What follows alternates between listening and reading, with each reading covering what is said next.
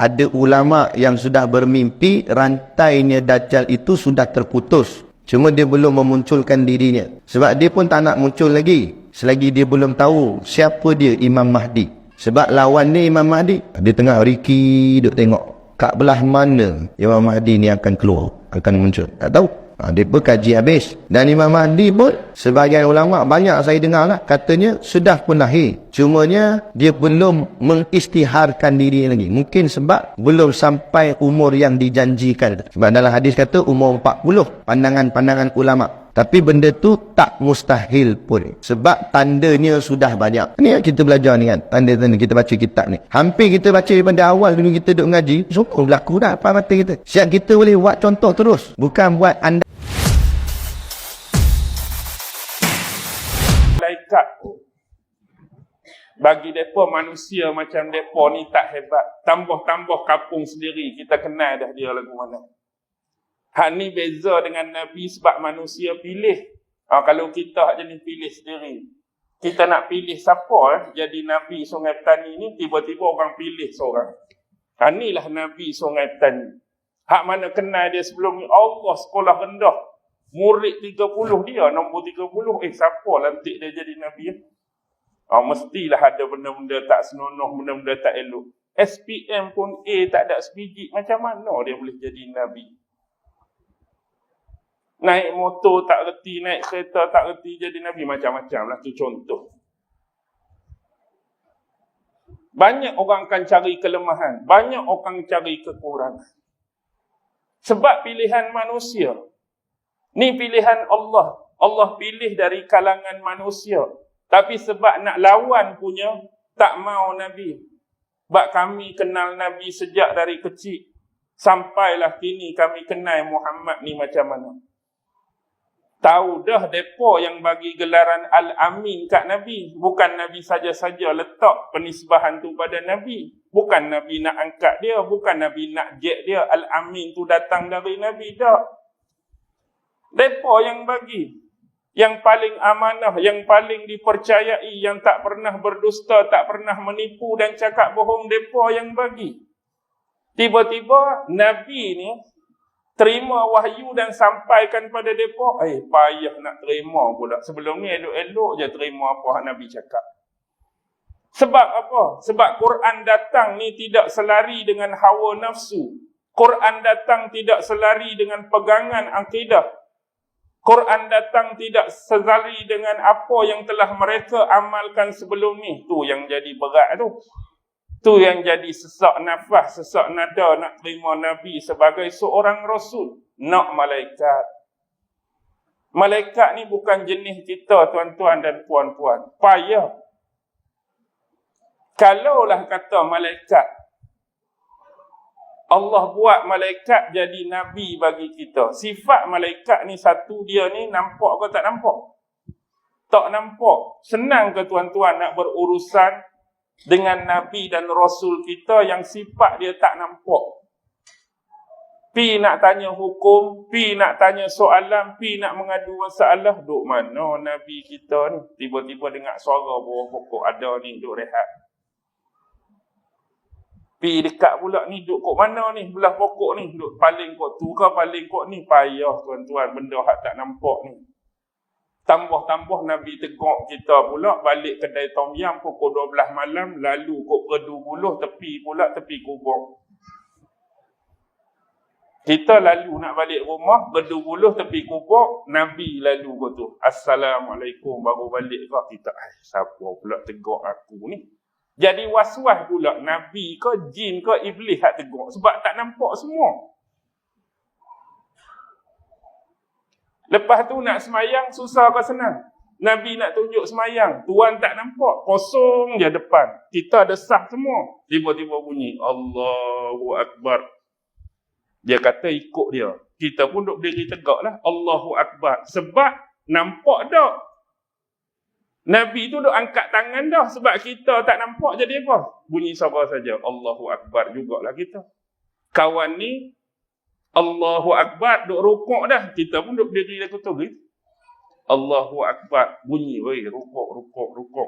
Rukuk kita. Sami Allahu liman hamidah. Sebut saja. Assalamualaikum, Assalamualaikum. Sudah dah ke semayang. Kami duduk apa rokok, dak apa lagi tu contoh. Nak abad senang ke susah? Payah. Puasa baik. Haji pula. Duk mana dah? 7 round dah aku hang tak pusing-pusing lagi. Dah tak nampak nak buat lagu mana Rasul. Habis dah kawan tu 7 Safa Marwah. Kita duk berlari anak dia tu siap dah. Payah nak tunjuk. Melontar jamrah nampak batu saja terbang. Tuan tak ada. Biarlah tuan nak anggap lawak ke apa semua nak habaq. Tak ada kesesuaian ni cerita kita ni. Tak ada kesesuaian. Bak makan minum. Nampak burger terbang. Bukan burger terbang, burger naik. Tiba-tiba ngap, bekas makan. Ngap, bekas makan. Tiba-tiba roti hak penuh tu serap tak ada. Nak tiru lagu mana? Nak tiru Nabi tidur dia mengiring belah kanan ke dia mengiring belah kiri? Tak nampak pula dia tidur lagu mana. Susahlah lagu ni. Kita last kali tidur telungkup lah. Dah tak nampak Nabi tidur lagu mana. Contohlah tu. Susah ke senang tuan-tuan? Kalau bukan jenis yang sama, kita tak nafi malaikat tu makhluk Allah yang mulia, taat pada Allah. Tetapi susah untuk diimplementasikan bila jenis yang berbeza. Jadi hikmah paling besar Allah buat Nabi dan Rasul sebagai ikutan tu sebab dia jenis kita. Jadi kita boleh tengok cara makan Nabi sebab dia pun manusia macam kita. Cara Nabi bersuci, cara Nabi beristinja, cara Nabi nikah kahwin, cara Nabi berniaga, cara Nabi berbisnes, cara Nabi tidur, cara Nabi ambil wuduk, semua jelas bagi kita. Pasal apa? Sebab dia manusia macam kita, nampak bagi kita. Dan kita boleh tengok pada diri dia. Jadi kalau jenis jin pula jadi Nabi lagu mana? Samalah, payah juga. Malaikat pun payah juga. Ada satu tu nak minta, kalau nak juga Muhammad jadi Rasul, minta datangkan sekali malaikat yang sentiasa ada dengan Nabi ni. Tak puas hati. Tujuan dia, bila Nabi sampaikan sesuatu, kami boleh reconfirmationkan dengan malaikat. Hak Nabi Muhammad cakap ni betul ke tak ni? Tak puas hati. Kalau malaikat kata, iyalah tu, Allah suruh kata. Okey, kami terima. Kalau malaikat tak bagi confirmation, tak mau dengar. Sampai tahap tu, penolakan terhadap diri Nabi. Sesuai dah. Tengok tugas yang pertama.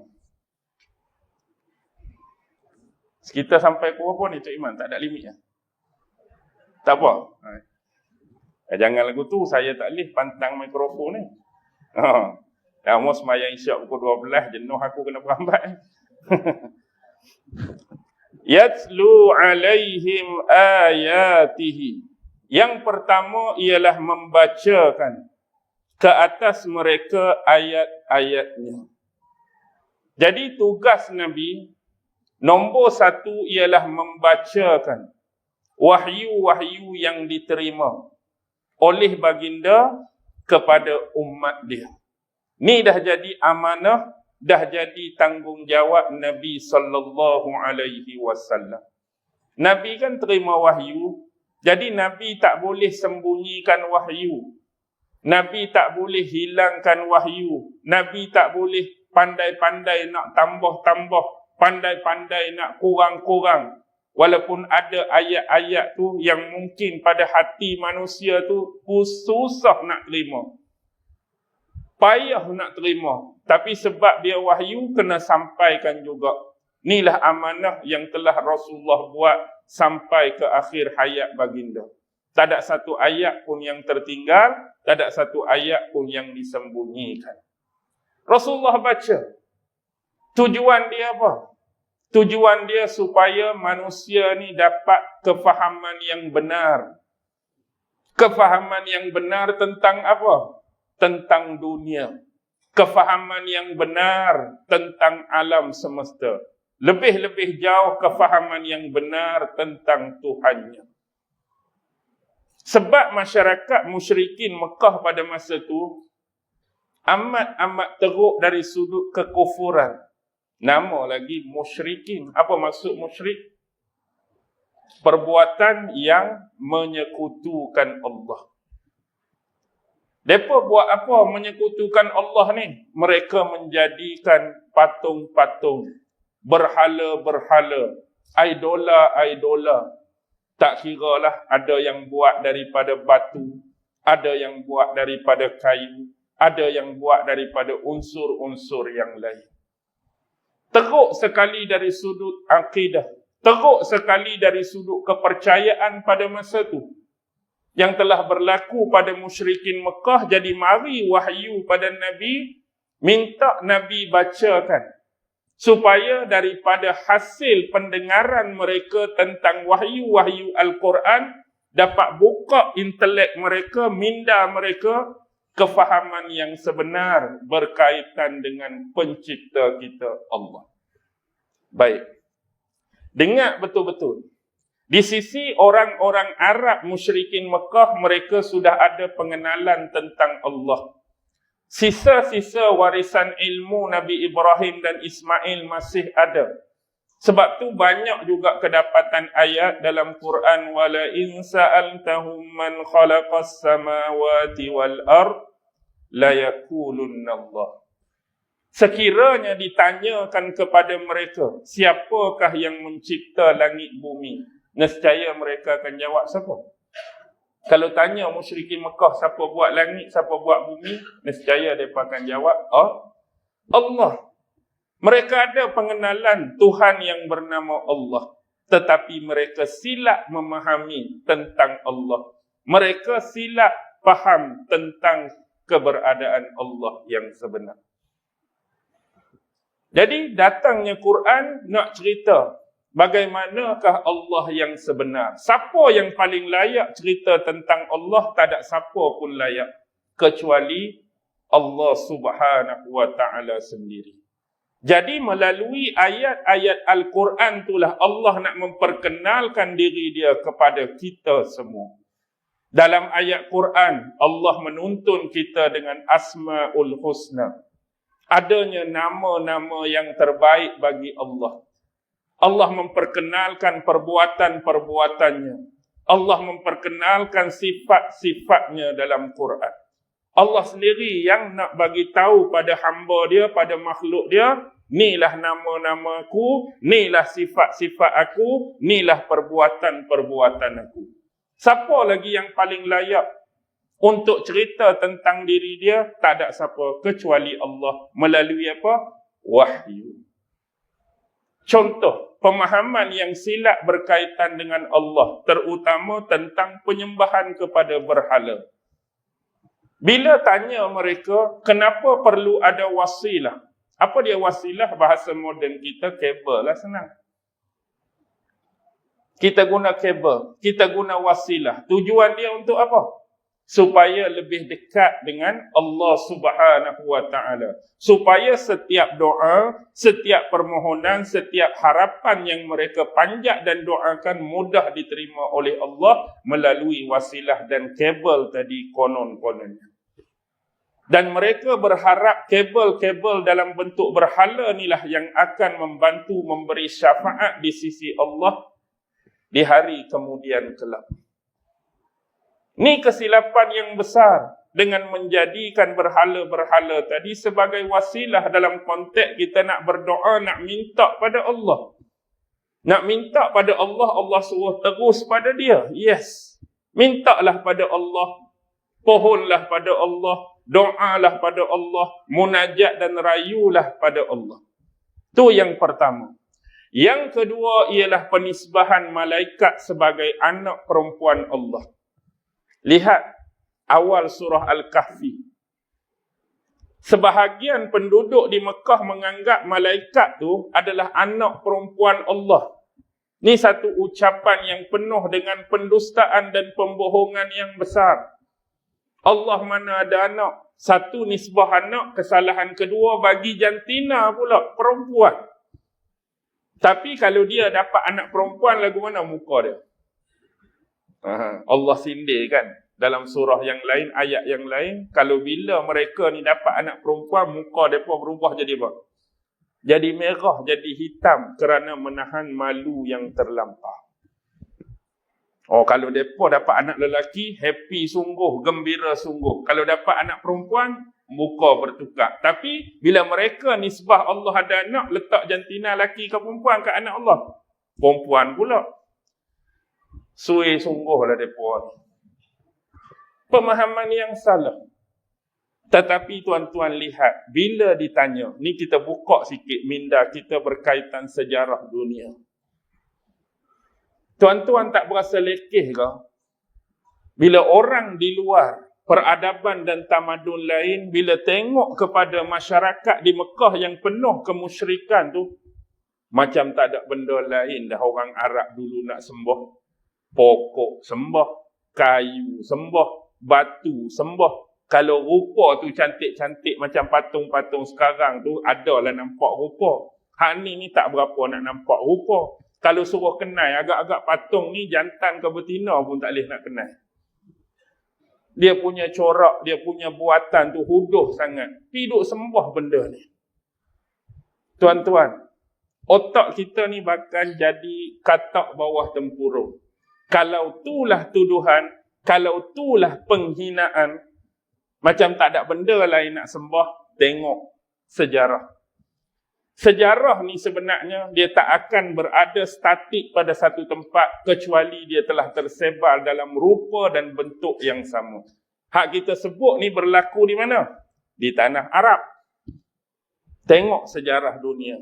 Kita pi antara tamadun yang paling awal, tamadun Mesopotamia. Bila sebut tamadun Mesopotamia, mereka ada dewa 3 serangkai. Sama juga macam di Mekah. Di Mekah yang Quran sebut dalam surah bintang, surah Najmu. Al-Lat, Manat, Uzza. Ni antara berhala yang paling besar disembah di Mekah. Al-Lat, Manat, Uzza, 3. Nanti kita sebut banyak lagi berhala hak lain. Di Mesopotamia, ada 3 dewa yang begitu dihormati. Pertama ialah An. An ni singkatan. Pernah dengar perkataan Anunnaki? Ada satu filem Mak Saleh buat, filem Anunnaki. Tetapi diharamkan. Takut bila ada orang tengok tu, takut jadi menyimpang. Takut jadi faham kod lain. Sebab di sisi mereka, sebahagiannya ada yang menganggap Anunnaki lah sebagai pencipta manusia. Anunnaki lah sebagai pencipta alam semesta. Dia makhluk daripada planet lain, entah daripada mana. Seiring dengan Anunnaki ni siapa? Enki dan Elil. Jadi 3 ni terkenal, An, Enki, Elil. Ni dalam tamadun Mesopotamia. Ni berhala ke tak berhala ni? Yes, berhala. Tapi kenapa kita tak sibuk, kita tak bising? Di zaman Mesir kuno, ada Osiris, ada Isis, ada Horus. Di belahan Mesir yang lain dikenali dengan nama Amun, Mut, Khonsu. 3. Zaman Yunani kuno lagi hebatlah sebab mereka memang ada dewa-dewa Olympus. 3 yang terkenal siapa? Zeus. Lepas Zeus, Athena, Apollo. Dah Ustaz kata ada 12, memang ada 12. Hak 3 ni terkenal. Kalau nak sebut 12 pun boleh, tak ada masalah. Mereka ada dewa Zeus, mereka ada Hera, mereka ada Poseidon, mereka ada Athena, mereka ada Apollo, mereka ada Artemis, mereka ada Ares, Aphrodite, Demeter, Hermes, Hephaestus, kemudian Hestia yang terakhir atau kita kenali sebagai dewa Dionysus. Ni 12 dewa Olympus, tapi 3 naik. Sebab 3 ni rangkaian apa? Bapa, isteri, anak. Batu cuma ada Zeus, Athena, Apollo. Kemudian kita pergi pula ke Rom, tamadun Rom. Ada 3 juga. Jupiter, Juno, Minerva. Tak boleh lari tiga ni. Kita pergi ke lembah Indus, ada Brahma, ada Vishnu, ada Shiva. Kita pergi zaman Skandinavia, ada Odin, ada Will, ada Willy. Sezaman dengan dia ada Thor apa semua tu kursi tu sekali dah. Atau Odin punya tu. Zaman Achaemenid ni zaman Parsi kuno. Ada Ahura Mazda, ada Mitra, ada Anahita. Tiga. Saya nak habaq ni semua berhala ke apa ni? Berhala. Tapi kenapa mereka tuju Allah lekehnya masyarakat di Mekah macam tak ada benda lain nak sembah. Penyembahan kepada dewa-dewa utama dalam konteks Trinity ni dah lama berlaku. Mesopotamia jauh daripada bumi Mekah.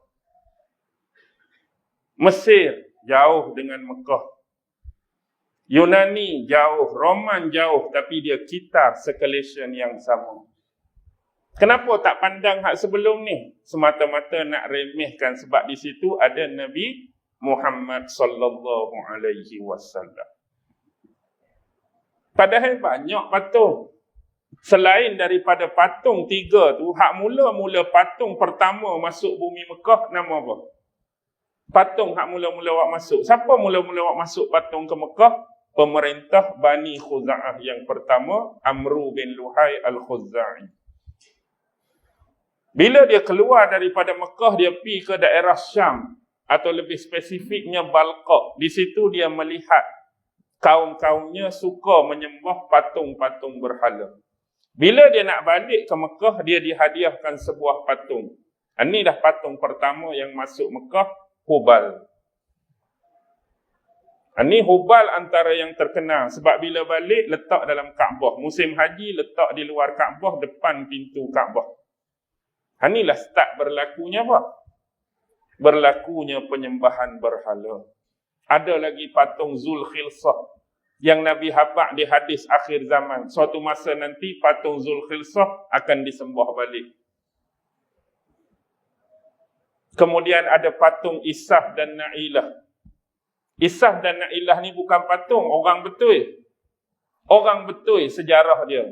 Tapi dua-dua ni pernah berzina dalam Kaabah. Tiba-tiba Allah tukar mereka ni jadi batu. Isaf tu lelaki, Na'ilah tu perempuan. Dulu zaman jahiliah dua patung ni, satu letak di atas bukit Safa, satu letak di atas bukit Marwah. Jadi bila tawaf, duk gosok-gosok patung ni, pergi ni gosok patung ni, gosok patung ni. Sebab tu bila sahabat-sahabat berhijrah ke Madinah, bila nak pergi buat umrah, nak buat haji, sahabat ni jadi berat. Berat apa? Berat nak sa'i di kawasan tu. Bukan kerana nak langgar perintah Nabi. Bukan nak langgar sunnah Nabi. Tapi bila nak buat tu, teringat zaman dulu-dulu, bila sa'i di sini, ada dua patung tu. Ada dua patung tu. Jadi hak tu hak dulu. Hak cerita lama. Lah ni tak ada dah Isaf, tak ada dah Na'ilah, kamu sa'i lah di situ. Tak ada masalah. Ada cerita dalam surah Baqarah, baca tafsir dia. Kemudian Amru ni ada riwayat menyebut dia ada jin. Jin ni pernah bagi tahu kat dia, banyak patung-patung hak hanyut zaman Nabi Nuh dulu terpendam di bumi Jeddah. Jadi kamu pergi tempat sekian-sekian, lokasi sekian-sekian, gali balik, bawah timbunan pasir tu ada banyak patung. Kawan tu pergi gali, keluar sungguh lah. Macam-macam jenis patung. Dia bila dunia ni start penyembahan berhala, tuan-tuan? Bila start? Zaman Nabi Nuh alaihi salam. Tengok surah Nuh ayat 23. Wa qalu la tazarunna alihatakum wa la tazarunna wadda wa la suwa'a wa la yaghusa wa ya'uqa wa nasra. Dan mereka berkata, janganlah sesekali kamu meninggalkan Tuhan-Tuhan kamu, dan jangan kamu meninggalkan Wad, jangan meninggalkan Suwa, jangan meninggalkan Yaghus, jangan meninggalkan Ya'uq, jangan meninggalkan Nas. Ni 5 patung yang asalnya orang-orang soleh yang hidup di antara masa Nabi Adam alaihi salam hingga masa Nabi Nuh alaihi salam. Ni zaman antediluvian. Apa maksud antediluvian? Zaman sebelum berlaku banjir besar Nabi Nuh. Itu satu istilah lah dalam sejarah. Jadi sebab tu Qatadah rahimahullah mengatakan, contoh patung Wat hak mula-mula ni, siapa pemilik patung Wat waktu keberadaan di Mekah? Pemilik patung Wat ni ialah Bani mana? Bani Kalb. Bani Kalb yang berada di Daumatul Jandal. Ini pemilik patung Wat. Pemilik patung Suwa ialah Bani Huzail yang berada di Rumas. Kemudian Yarus, pemilik Bani Utaifah daripada Bani Murad di Jaif Sabak. Kemudian patung Yarus, pemilik dia Bani Hamdan di Balkha. Kemudian patung yang terakhir Nas, pemilik dia ialah Bani Kala di Humair. Ini apa yang disebut oleh Qatadah rahimahullah. Jadi ni pembahagian yang telah dibuat supaya masing-masing bawa patung ni ke tempat masing-masing dan menyembah patung ini sebagai wasilah selain daripada Allah Subhanahu wa taala. Ni sejarah keberhalaan, sejarah penyembahan berhala yang berlaku dalam masyarakat. Dan tepatlah kalau mari Nabi Muhammad nak suruh buang teruk semua benda ni. Semua benda ni adalah bentuk apa? Kesyirikan. Ingat, satu-satunya dosa yang tidak ada ampunan daripada Allah, dosa apa? Syiriklah. Jadi ni penting. Nabi kena beres, Nabi kena cleansing habis. Sebab itulah peluang yang Nabi ada, tahun 8 Hijrah berlaku pembukaan kota Mekah. Apa yang Nabi buat kepada 360 patung yang berada sekitar Masjidil Haram? Nabi pecahkan habis. Nabi tohok buang habis. Tak ada satu pun yang tertinggal. Nak habaq tak maunya benda ni. Sebab dia tu bukan saja dosa besar, tetapi dosa yang tidak ada ampunan Allah. Cuba bayangkan kalau masyarakat tidak diperingatkan benda ni dan mereka pergi bertemu dengan Allah dalam keadaan masih melakukan syirik. Agak-agak di mana tempat dia di akhirat kelak? Tuan-tuan tahu jawapan. Kita bukan nak menerakakan orang, tapi itu adalah janji Allah. Allah habaq tu dosa besar, Allah habaq tu dosa tak ampun, Allah habaq tu jalan ke neraka. Kalau tak ada dakwah Nabi tentang wahyu, tak ada dakwah Nabi suruh berhenti ni, bayangkan kematian mereka diiringi dengan kematian yang menyedihkan. Itulah jasa besar Nabi. Datang bawa rahmat, nak suci benda ni. Tu yang pertama. Kita tengok yang kedua dari sudut ibadah. Dari sudut ibadah, terutama ritual ibadah haji. Ritual ibadah haji, tawaf dulu sambil apa? Pakai pakaian ke bertelanjang?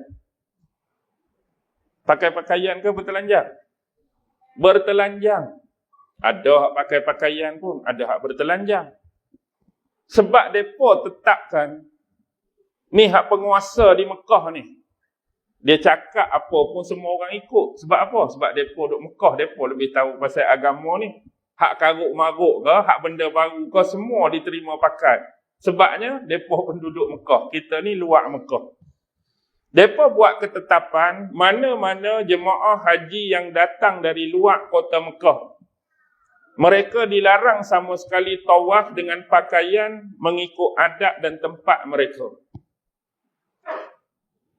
Contoh kalau kita pergi di sebuah orang Melayu, kita pakai baju Melayu, kita pakai samping, mereka tak bagi tawaf. Jadi bila tak bagi tawaf, kalau nak tawaf kenapa? Tak ada pakaian dah kita ni. Kena telanjang lah. Kena telanjang. Satu lagi pasal apa telanjang, ada riwayat menyebut kalau nak tawaf kena pakai pakaian yang dengan pakaian tersebut kita tidak pernah melakukan satu dosa pun bila mengenakan pakaian tu. Sebab ibadah haji ni ibadah yang suci. Hati kena suci, pakaian kena suci.